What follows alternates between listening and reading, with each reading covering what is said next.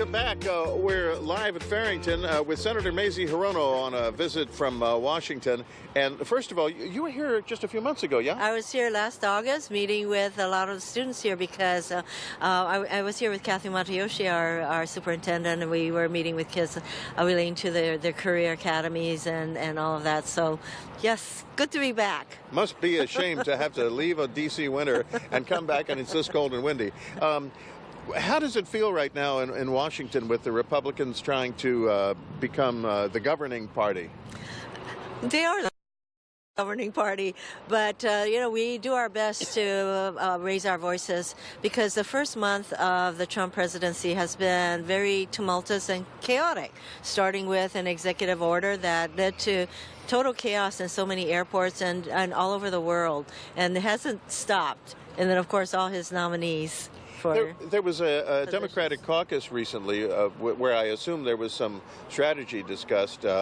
What do Democrats intend to do when there's something, perhaps a repeal of a regulation or an appointment of another cabinet-level official that the Democrats disagree with? What's the strategy? Well, what you've seen is these 24-hour marathon sessions on the floor. And speaking of sessions, one was relating to Jeff Sessions as the Attorney General, and then we did another one for Betsy DeVos for Education Secretary. Here's somebody who doesn't even believe in public schools.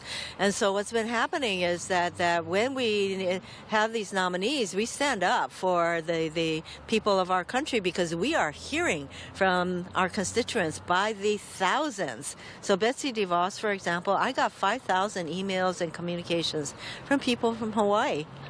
The unique thing about the Senate right now is that the number of Democrats versus the number of Republicans means that in order to get something passed, Republicans have to be unanimous, and on most issues, it helps if they can get a couple of blue votes. So has there been some reaching across the aisle yet? To the extent that they need 60 votes, and some of these, a lot of these nominees have been strictly once they get to the actual vote on the nomination, they just need a majority. So, but procedurally, to get there, they need 60 votes. So, yeah, there are discussions going on. But a lot of these nominees, like Betsy DeVos, like Tom Price for Health and Human Services, somebody who wants to dismantle Medicare. These have really come down on party line votes. But believe me, we take the time to raise the issues on the floor, on press conferences. And in fact, the activists come to my office every week, some 15 or so of them, saying, what is Mazie doing? And we give them information, and pretty much we're on the page. And I encourage everyone to come to my office and continue to be engaged with what's going on in our country. And as I say, there's been a total outpouring of communications, thousands and thousands from Hawaii, more than I've had in the time that I've served.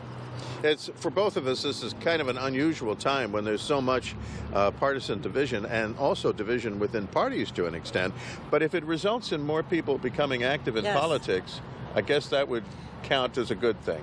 Well, when you saw the thousands and thousands of people in Hawaii marching the day after the inauguration, it goes to show that people are very engaged, and I just would encourage them to continue to contact my office, to continue to contact other offices, because it makes a difference to see that kind of engagement, and I'd like to see that engagement turn into actions that result in positive changes for all of us. But I will continue the fight, believe me. Okay.